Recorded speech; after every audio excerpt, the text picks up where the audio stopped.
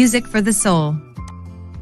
When John was a 7-year-old boy, Father told him that God only has one church in Uganda. All other churches are fake, Father said.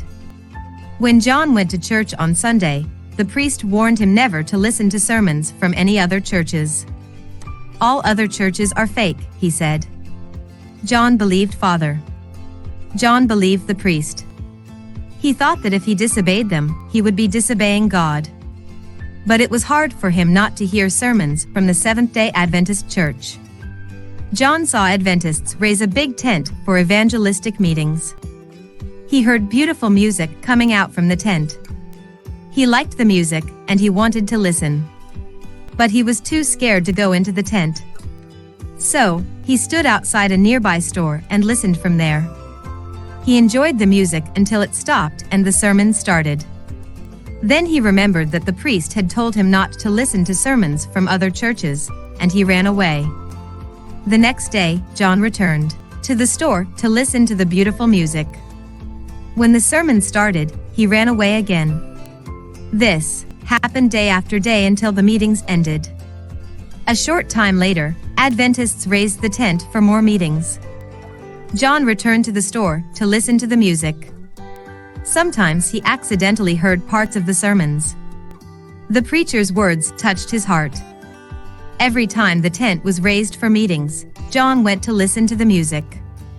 Several years passed, and John found that he also could listen to the beautiful music on Father's radio at home. He spent many hours listening to the music. One Saturday morning, John was at home alone, listening to music on the radio while washing his clothes for church on Sunday. Then the music stopped, and a sermon began. John rushed over to the radio to turn it off. But then he realized that his hands were dripping wet from washing his clothes. He couldn't find a cloth to dry his hands.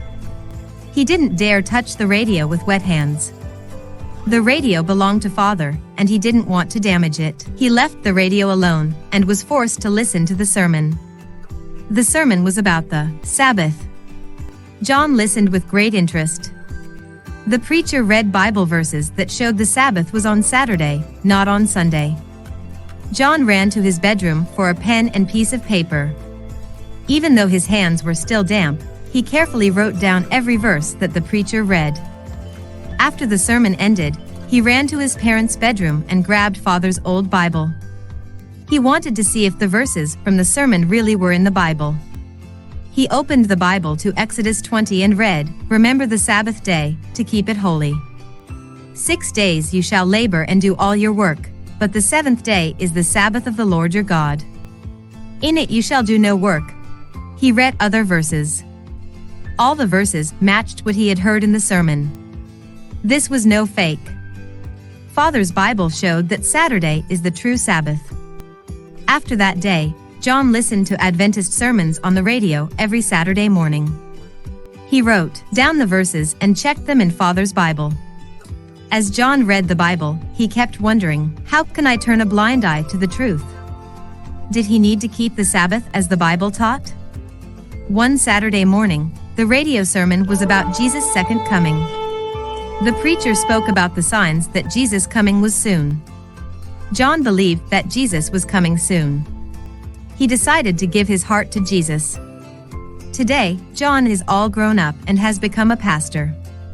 He also manages an Adventist world radio station that plays beautiful music and sermons for boys and girls and men and women in Uganda. Thank you for your Sabbath School mission offering that helps spread the good news about Jesus soon coming in Uganda and around the world.